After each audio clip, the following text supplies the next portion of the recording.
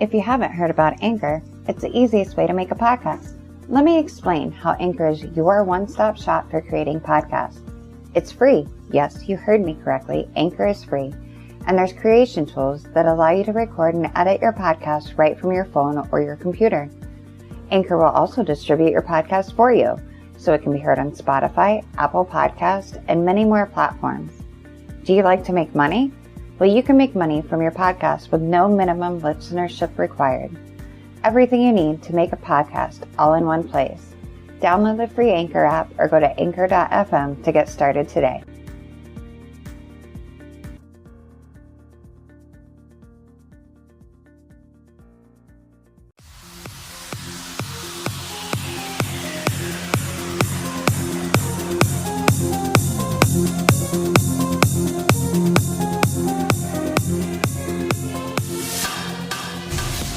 Hi, welcome to Beyond Barriers. My name is Acacia Dietz, and I am hosting today with my co-host, Jeff Schoep.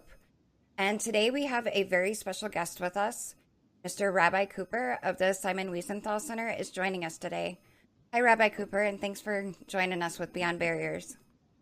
Hi, Acacia and Jeff, nice to see you both. Thank you. Thanks for having me on your program. Definitely. Oh, thanks for joining us. So really excited to have you on the program, Rabbi Cooper, and it's nice to be able to see you in real life without masks on like a few weeks ago. Right. So here we're using technology to have put a human face on the other. It's been a weird year for everybody. For sure. I wanted to, we wanted to ask you a little bit about, if you could tell us a little bit about the Simon Wiesenthal Center and your role specifically at the center. Right. So Simon Wiesenthal, of blessed memory, was one of the Jewish victims caught up in the Nazi Holocaust during World War II. He was born in Eastern Europe, married his childhood sweetheart, experienced anti-Semitism on campus when he was in college. It was difficult for Jews to get in, especially in Eastern Europe, to even get into universities, a lot of discrimination. And trained as an architect. And his life, was destroyed along with millions of others when World War II began. In 1945, May 1945, he was freed from Mauthausen concentration camp in Austria. At the time of 50 pounds, was too weak to stand to thank the American soldiers who saved him. But he started his Nazi hunting work almost immediately, giving and gathering information to U.S. military, and later on, devoted the rest of his life to bringing the people who perpetrated history's greatest crime before the bar of justice. He wasn't trained as a lawyer, but he became a kind of unofficial, if you will, ambassador to 6 million ghosts. And it was very personal, not only because he barely survived, his wife was hidden by righteous Christians, but between them, they lost 89 members of their family. And so back in 1977, my mentor and I guess my senior partner, Rabbi Marvin Heyer, I came with him to Los Angeles to start the Simon Wiesenthal Center. And when Rabbi Heyer went to Vienna, Austria, where Mr. Wiesenthal set up his activity, his actions, he said, I came here to take your most prized possession, your good name. And he said, well, not so fast. What are you going to use it for? If it'll be a place where people will only come to chant a memorial prayer, I'll give you a letter of support. But if you want my name, I'm an activist. And so I would expect that if you have a center bearing my name, you are also going to be activists. I know you're going to help me in the issues of Nazi war crimes, but there are also other issues. There are also additional victims, etc. So if you're ready to make that kind of commitment, you can have my name. So Rabbi Heyer, back in, we came down from Canada July 4th. We left Vancouver, Canada, came to Los Angeles. And here we are nearly 44 years later. The Simon Wiesenthal Center has really, I think, lived up to it, the original promise, and then some. But one of the things that he said back then was, I'm not only worried about old Nazis, I'm worried about the new ones. And he said, as a student activist myself, back in Europe, our first reaction to this guy with a funny mustache by name of Hitler were Jewish jokes. And then when we woke up, it was too late. So that's sort of our approach to issues, is to, try to see what's going on in the cutting edge, try to identify to the best of our abilities what the threats are, what the trends are, and as important, maybe more importantly, is to build out coalitions of people, because of course the Jews are often the first targets and victims. We've never been the last, and that would sort of also account for example, for the last 20 years, my involvement on behalf of North Korean human rights. They use gas chambers there to fine-tune the poison gas that they export to Syria and other places. They use live guinea pigs of political prisoners. And so if you have the name Simon Wiesenthal and there's someone out there doing things like that, you have to speak up. I think the other area, just in terms of issues, I'll talk about the center in a minute, also is that we have a very strong commitment to protecting the rights of religious freedom for minorities all over the world. And right now, the number one targeted religious minority globally are Christians. So on occasion, you're going to see or hear from one of the rabbis talking about, we have to speak out. I've co-authored a book now, what's going on in Nigeria, the Coptic Christians in Egypt, what happened in Iraq, et cetera. Very simple approach. People should be able to go with their families on a Friday, a Saturday, or a Sunday, go to their house of worship, pray in peace, come home, and not have to worry about being bullied, insulted, violated, or God forbid, worse. So that's a real sort of brief approach on a worldview. Of course, we're also home, our main educational arm is the Museum of Tolerance. We've had about well over 7 million visitors who've come through. We have training for law enforcement, which of course everyone today is talking about. We need to train police more. We're locked down like everyone else because of COVID, but these issues are very important. And I think also for the viewers, maybe hearing about us for the first time, we've been around a long time. We never endorse any candidates. It's not our job. We don't see the issues as Republican or Democratic or conservative or libertarian or liberal or progressive. We think the fundamentals in approaching life in a democracy are pretty basic. Critical thinking, taking personal responsibility for your actions. And then, onto that is the fact that we learned the hard way that words have consequence. So that means no matter how small or apparently irrelevant it might be, when people speak in this kind of hateful way, we pay a great deal of attention. And so one of the key areas that we're involved with every day now for a quarter of a century is what's going on in the computerized world, what's going on in the internet, social media issues. We're very, very involved on the cutting edge of those areas. Parler, for example, is one of the latest, sort of the anti-Twitter. And I wish them great success, because like many other people, I think Twitter simply went off the rails, becoming political arbiters of what we should see or think. But we've been in touch with Parler because we have the experience that every single one of the social platforms, folks are involved in promoting hate or terrorism or violence. Whatever's free, whatever's accessible, whatever allows them to market, let's say, to young people or to attack the people they don't like, they're there. So right now, although Parler is, I think, over 8 million and zooming along. We've had direct contact and talks with them because we're trying to encourage them to avoid the same exact pitfalls that every other company that we've dealt with. My first meeting at Facebook was when they had one building.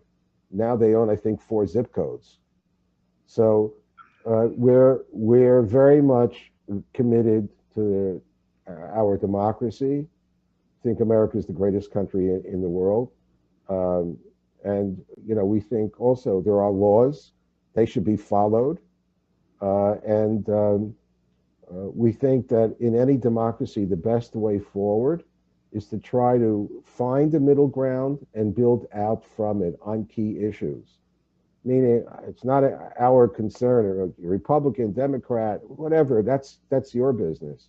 But in terms of the ties that bind us, as a people and as a society, that's everyone's responsibility. So right now we're on a very small slither of of ground because bipartisanship and working together has not exactly been promoted in our political discourse over the last 15, 20 years. And we're all suffering the results of that. So I've been very blessed to be in an amazing institution where we feel both the responsibility to act, but also the fact that we're Americans, that we still have the rights to express ourselves, even if that means coming out against someone very powerful or some powerful people or movements. And that's thank you so much for that overview. I mean, the work of the Wiesenthal Center is absolutely incredible, and all the different things you guys are involved in. As a former extremist, when I first left the movement, you guys were amongst the first people that reached out to me. In fact, when Rick found out that I was out, he was on a plane out here within a few days, and I've had a phenomenal relationship with the organization since then. What I didn't know, looking from the outside in, we didn't have any idea that the Wiesenthal Center spoke up on behalf of Christians and all these other individuals. We assumed, and that's why I was really curious, I already know, but I wanted our listeners to hear about the Wiesenthal Center and all the different things you guys are involved in. I know, you already covered a lot of that, but I mean, that's incredible. And I think there's a lot of misunderstanding, and there's a lot of people that don't really realize how many different things you guys are involved in, and how many incredible different things. I think a lot of people, when they think about it, they think, well, that's just a Jewish organization. Of course, it's a Jewish organization, but it's involved in all these different human rights issues, which are so incredibly important. So I'm really glad you guys you're working on all those things, and that you covered that, because I think that will set to rest a lot of misconceptions that people out there have, that which leads me into my next question for you too, is your approach. I've got a few good questions for you, but this one, the approach that the Wiesenthal Center has to extremism and then to former extremists as well. If you could tell us a little bit about that, I think our listeners would like to hear that. Well, maybe let's try to, if we can, sort of personalize these things a little bit more. Sure. I've been with the Wiesenthal this 44th year. I can count on the fingers of 2 hands, formers, real form, meaning people who had a real presence and made their exit public, and then did themselves to try to right the ship, for themselves and more broadly. And I just wanted to, from the get-go on with you, an incident that took place. I think you know him quite well. T.J. Leiden was probably one of the first of a generation ago who became an extremist, actually, when he was in the U.S. military. Unfortunately, when he was stationed in Hawaii. Long story. Eventually, he was married with kids, and he had that epiphany one day and said, no, this is wrong. I see where my kids are heading. My friends are either in jail, in a wheelchair, or dead. And that's not what I want, for my family.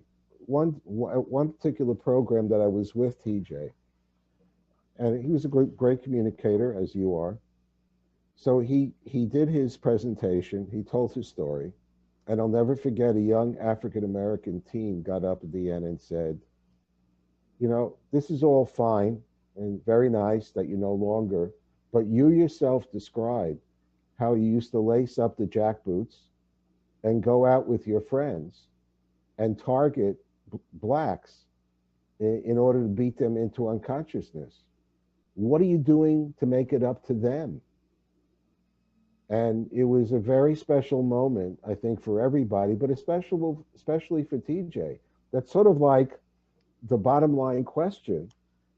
It's an intensely personal one, but it also means that, you know, the members of the communities that you hated, they're sort of waiting for that answer from that kind of person. Not everyone's a leader to begin with, but if you're a leader, you know the question's coming. And I thought his response was quite telling. He said, "You know what? I think about that every day. I pray on it every day. I don't really have an answer because I can't find these. I don't know even know who these people are. It will be with me for the rest of my life. But I've committed to try to do my share to create an environment where this is not going to happen again." I found that his answer was honest, but it also sort of establishes the boundary about, you know, when you say starting with a clean slate, yeah, we all believe in that. It's extremely important to try to do that. But for some people, it's just saying that was someone else yesterday, and today I'm different. We actually, in our traditions, believe that's actually possible. But to get to that space, we call it a Baal Tshuva, somebody who's repented and is ready to move on. There's a whole checklist. And there are some things that we can do that, unfortunately, we have to leave to the good Lord to straighten out. But the possibility of change, our tradition, we don't have saints. So we don't believe that there are any perfect specimens. You just have to read the first book of the Bible of Exodus, the first fleet ever came around. They screwed things up when it was one family. So there's a message there. The message is that, yeah, we've got tremendous gifts that given to us, bestowed upon us as human beings. Many of us, I do, believe that each of us has that spark of the divine within. But it also means that we have the freedom of choice to completely screw it up and do terrible things, or build on that spark and do great things. And so the notion that you can pick yourself up, you can try to make amends, you can move on and take the skill set that you applied for the wrong purposes. If you can then take that same skill set and do positive things, you're on the right path. So let's put it this way. When we talk about the Museum of Tolerance that we have, right? We have zero tolerance for evil. And there are times when we talk about evil in the world, you can't talk down all evil from the tree with nice words.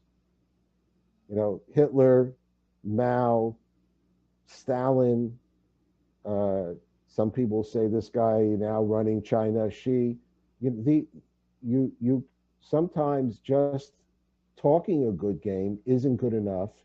You have to know when to act.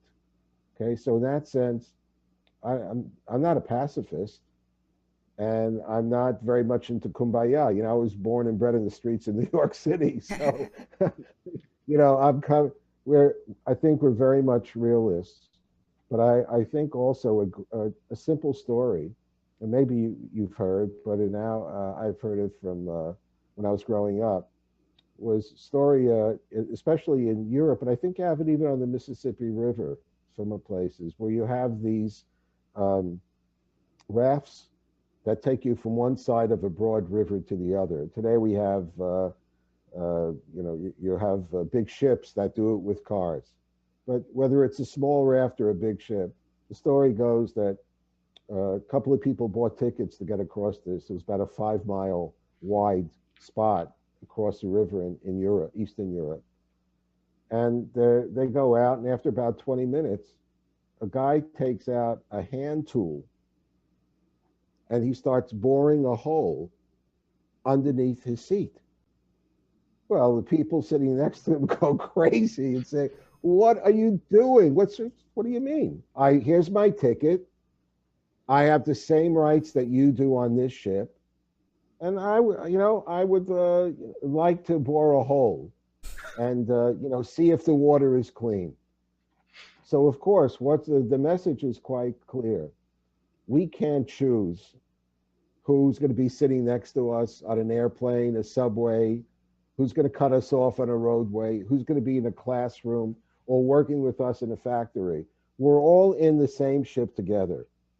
So if you see someone who's about to bore a hole, either below them or, God forbid, coming at you, we have a responsibility, to stop it. But the ultimate goal, if we can, is to sort of build out coalitions of people. And the method and the goal here is not to make cookie cutter answers. So everybody learns when in the third grade, you want to get an A on the test, this is what you check off.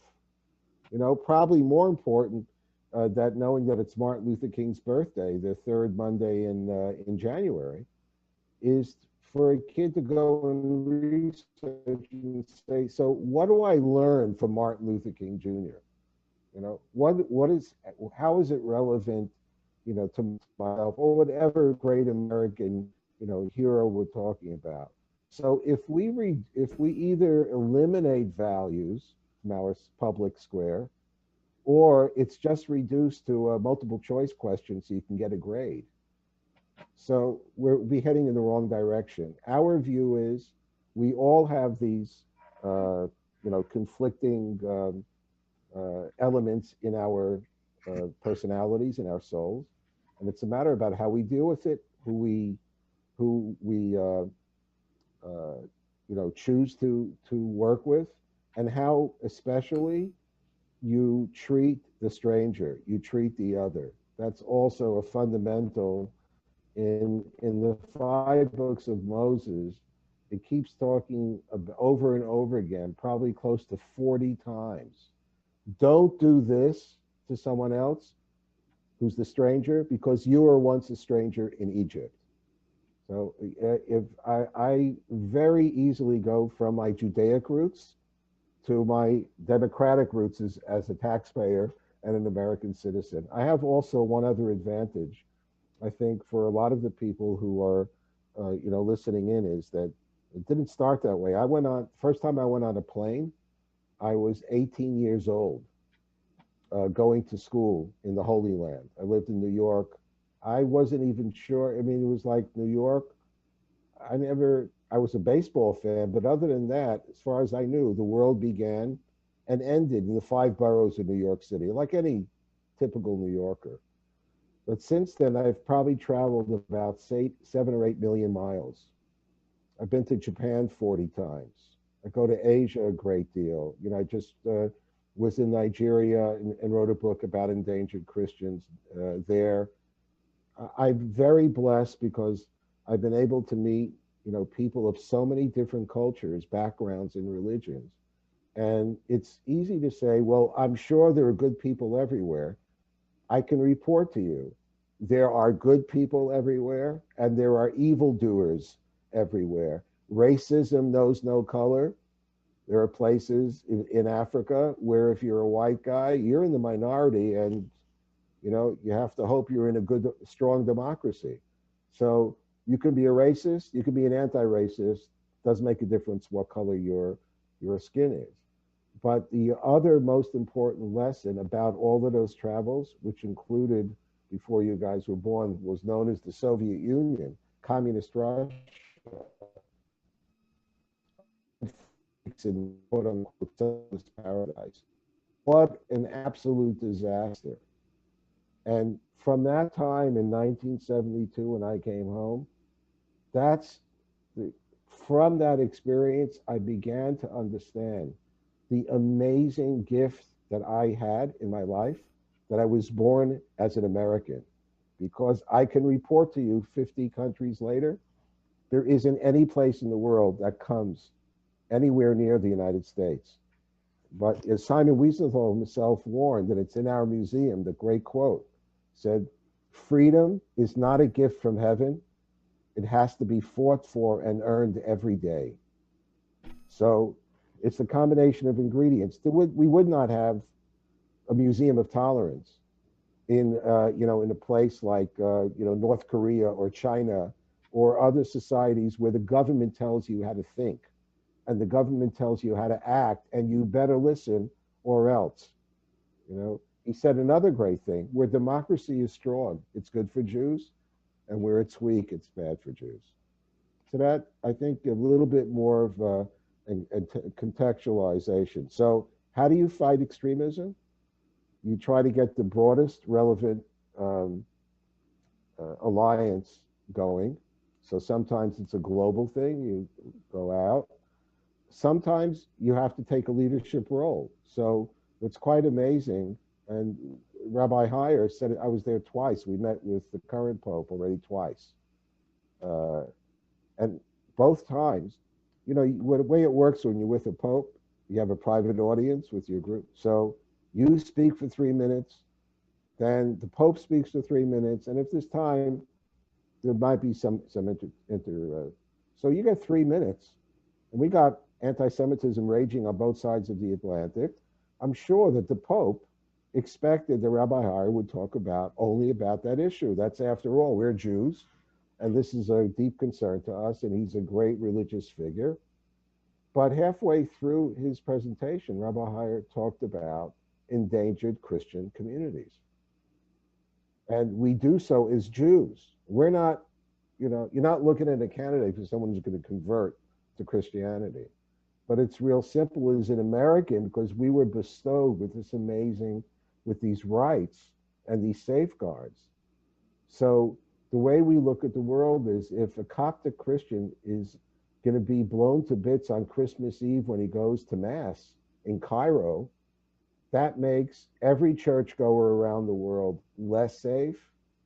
Every Jew who, and unfortunately, every synagogue in Europe and most synagogues in the Americas, you can't get in without passing a guard, or that's the way our world is today. But that's the basic approach about extremism: is you need to build coalitions. It's not only about you. In the area of the front line today of extremism, than everything else that's marketed in our world, is social media. So everyone is there, the good, bad, and the ugly. We're all there because it's the most powerful marketing tool ever created. So the way we try to approach these very complicated issues in terms of the social media companies is that we believe that the consortium approach is the only way to go, meaning the companies themselves have the obligation and the capabilities of setting their own rules, being transparent about those rules, living up to those rules. And that means that when activists like yourselves or NGOs, civil society, other groups like us, or just a consumer or a teenager sends in and says, hey, what is this doing on what this stuff crosses the line that you set, not a government. Why is it still up there? So we need those elements at the table, and we need governments at the table too, because as you can see, the only time there's going to be real change is when they're worried about, regulation or 230 or whatever it may be. The goal, however, for us is very clear. We want to degrade the marketing capabilities of people who are promoting hate. What that means is, we all know that there is no way in the world we live today to ensure that an idea will never find its way onto the internet. Forget it. There are plenty of companies that are more than happy to allow it, to promote it, etc. But the main goal should be what we do in real life. You can't legislate hate out of existence. What you can do is you can try working together with our neighbors is to try to marginalize those forces, try to push it back in the gutter where it belongs. And that's pretty much, I think, an achievable goal also on social media.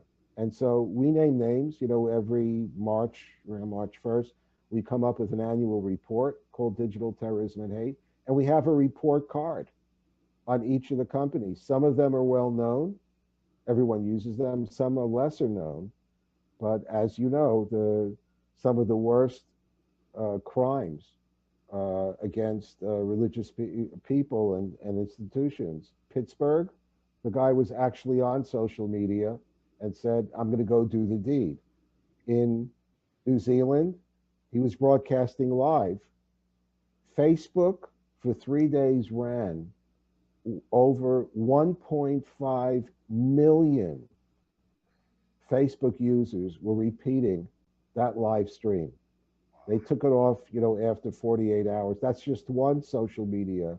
A year ago in Halle, Germany, a shooter came on Yom Kippur, that's the holiest Jewish day, and there were 55 or 60 or so people praying inside, among them a few dozen Americans. He couldn't figure out a way how to fire his rifle in a way that would bust down the door. If he succeeded, you would have had a carnage then, and he was wearing, embedded in his helmet, the same thing, that camera.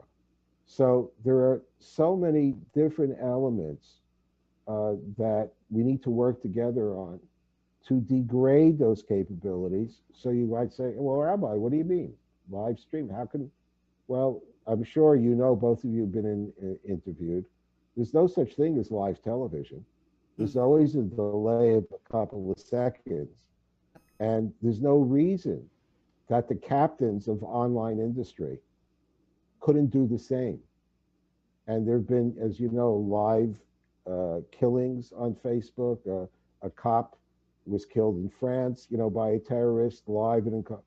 So the way I look at it is no one group, no one institution, no one company, no one government can possibly come up with a strategy that would bring about the marginalizing of these forces.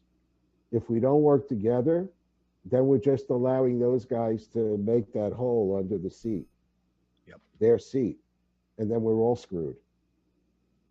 Agreed, 100%. This is why we wanted you on the program. You're just full of wisdom and so many wise observations and things that you can't argue with you. It's just common sense. It's so incredible. So when the show is over, I'm going to give you my wife's email address. If you can convince me of that, I would be really grateful for such help. Sounds good. Rabbi, another thing we wanted to ask you about, which it was really, really incredible for us when we met you a couple of weeks back, was about redemption. And I believe, and I'm probably going to butcher the word wrong here, but teshuva, we talked about that at your office. And I think for us, that really, it was really amazing to hear that from you. And it was really meaningful. And I think that's something that our listeners, anybody that's on the fence, that's thinking about leaving, and we're working with people all the time that are coming out. They're not going to come and speak out like what we do. Like you said, I mean, there's just a handful of us in the entire country that are actually willing to do that. But there is people that are leaving literally all the time.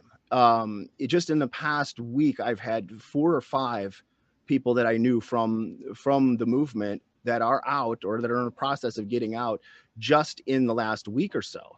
So, I mean, there's constantly a flow of people coming out. And I think it's really important because a lot of us had these, when we were extremists, and I'll just speak from my own personal experience, I felt like there was no way out, that if I came out, that I would be hunted down to the ends of the earth and all this sort of thing as this Nazi that I was in the past, that it would never be, it's a fear that a lot of people in the movement have, that they'll always be seen that way, that they can't change. And you know, we understand that. I understand that the change is possible and all of this sort of thing. But I think there's a lot of people that fear that it's not possible. So I think that if you could share a little bit about that conversation about redemption or teshuva with the listeners, I think it would be really interesting.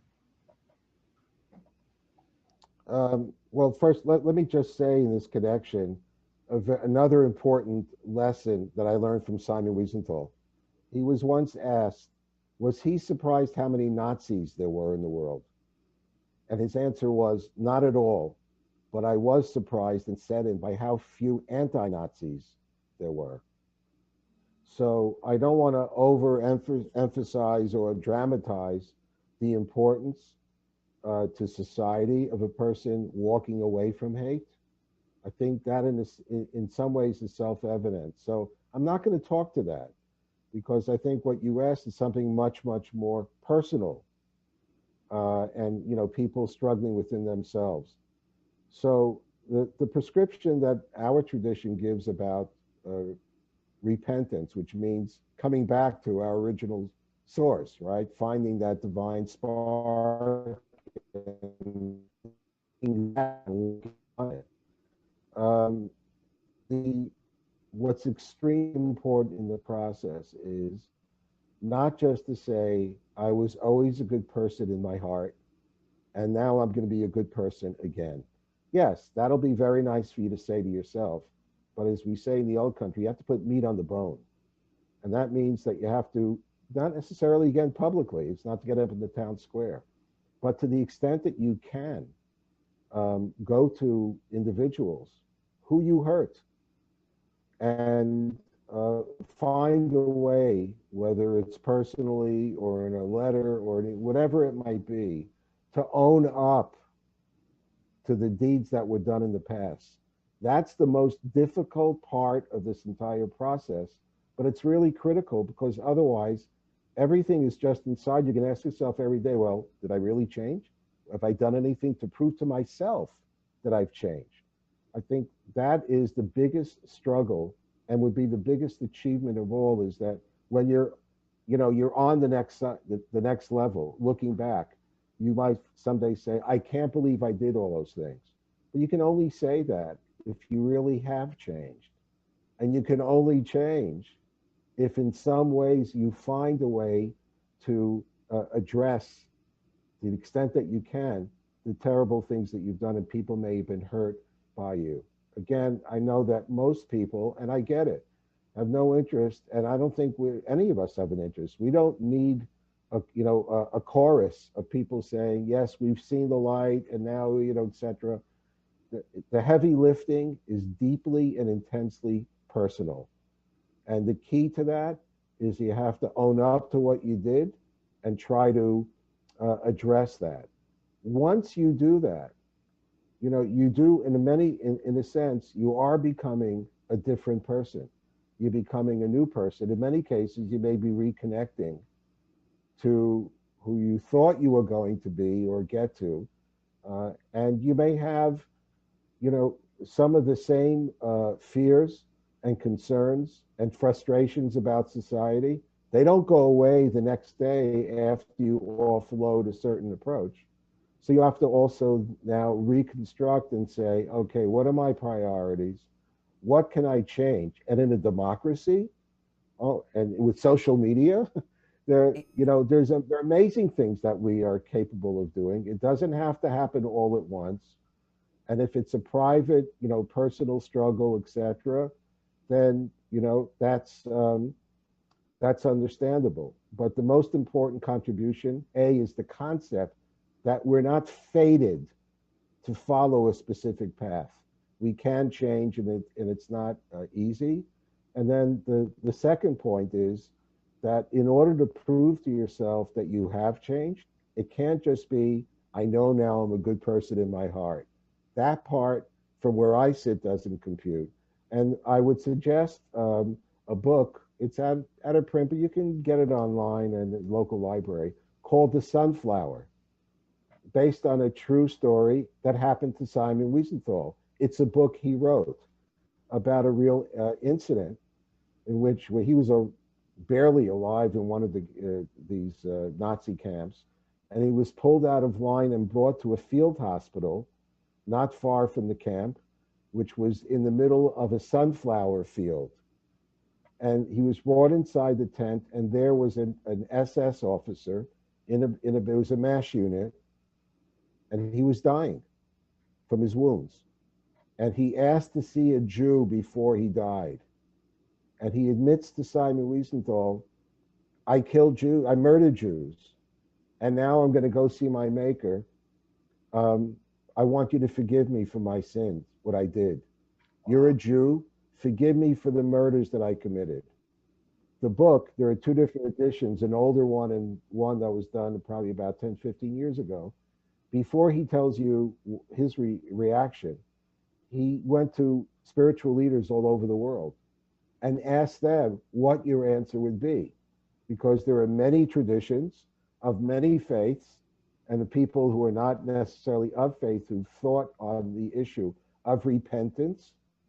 So there's a whole long list. I'm just giving you my worldview, but the fact that this is a question about, this is in the most extreme case, but the issue of the person seeking repentance and the victim, what are the responsibilities, from the two? And when it involves a capital crime, we have a totally different view. It involves a direct crime or act that you did to hurt someone. You have to make that amends. You have to try to make that connection. In effect, what you're trying to do is you're going back and trying to humanize people you dehumanized. So, and it's a lifelong struggle for all of us. We're constantly tripping and falling, etc. But it's not a free pass. Judaism doesn't believe on deathbed confession and a nice check to the clergyman and all this. Right. That's not who we are, and we've never been that. But nonetheless, the fact that I think God has bestowed this possibility on humanity because once he gave us that the possibility of freedom of choice. We're not robots. We're not controlled by totalitarian governments. We have, especially in America, freedom to think, freedom to act, do whatever we want, seemingly with no consequence. So that means we need this. This is a lifeline, but the lifeline is not an automatic lifeline. You've got to grab it, and you got to climb all the way. Some people can help you with parts of that climb, and the most difficult parts are intensely personal. Incredible. Acacia, did you have I have one more otherwise? I think you actually covered everything that I was actually going to ask. Yeah, really. I thought it was really important about the repentance and the fact that, and the redemption. I mean, it is, like you said, it's deeply personal. I mean, there are certain things that you can do, but all in all, it is definitely a personal thing. I just think if someone tells you it's easy, I just always go back to T.J. Leiden's confrontation when he had already done almost everything he possibly could. It was important for him to hear, in a sense, from a representative of the victims. Oh, wait a second, guy. You think you're all the way back, but you're not. Right. And that itself is part of the process.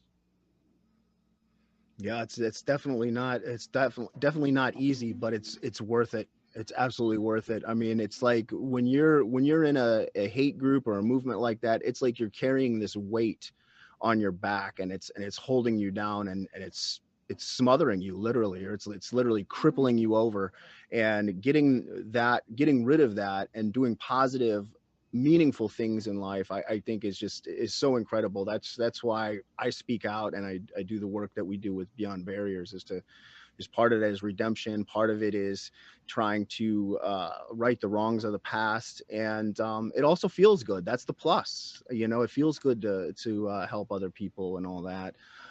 So my last question for you too is, as someone that's trying to break down barriers and help other people to walk out of things like extremism, whether it's a hate group, whether it's religious extremism, far left, far right, any of that.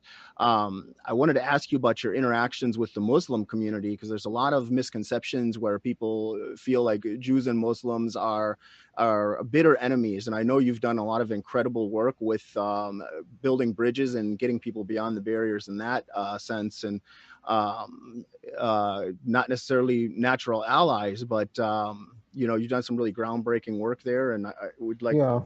to hear about it. Well, yeah, I guess, part of the fact of being born and bred in New York City, I think most New Yorkers have what's called an extra little dash of chutzpah, which means we're often going to jump into situations where you're going to say, like, what were you thinking?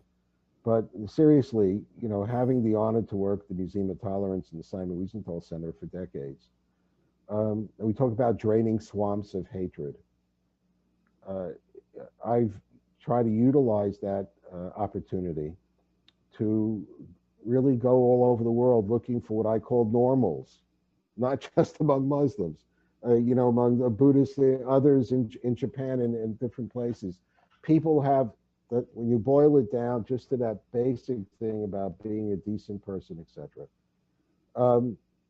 So that road has taken me to Indonesia, the world's most populous Muslim country. Wow. I think around 200 million Muslims. India is the second largest by population, even though it's a Hindu country, but has around 140 million Muslims. And of course, I've had the honor of doing some, let's just call it advanced work in the Gulf, in Bahrain, in the United Arab Emirates. I've been numerous times to a country called Azerbaijan, next door to Iran. That's a 96% Muslim country that protects all religions, all the minorities. So that's sort of a litmus test for me. That's the kind of place I'm looking for, those kinds of leaders. And so it's not so much interfaith, it's multi-faith. The other part of this is there are people, and I co-wrote a book called The Next Jihad, of what's going on now in Nigeria. There are terrorists and thugs and murderers who invoke the language of Islam, jihad, etc., etc. Some will say they hijacked it. Others will say, when they follow it, no, this is what Allah meant. I'm not a Muslim theologian.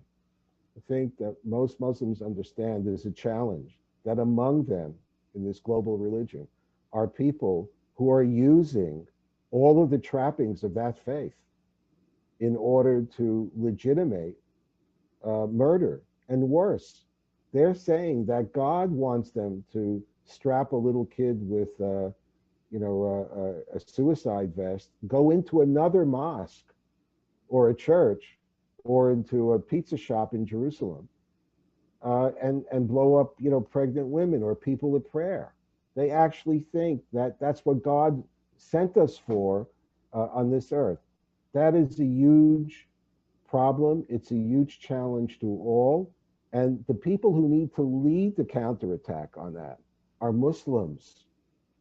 The rest of us, where we want to see the change, but no rabbi, priest, gang member, nobody could dictate that change. That change has to come from within. And we're seeing in some places significant changes, but there's a very long way to to go. And I just have a very simple approach to it. I'm ready to sit down with anyone who's ready to respect who I am.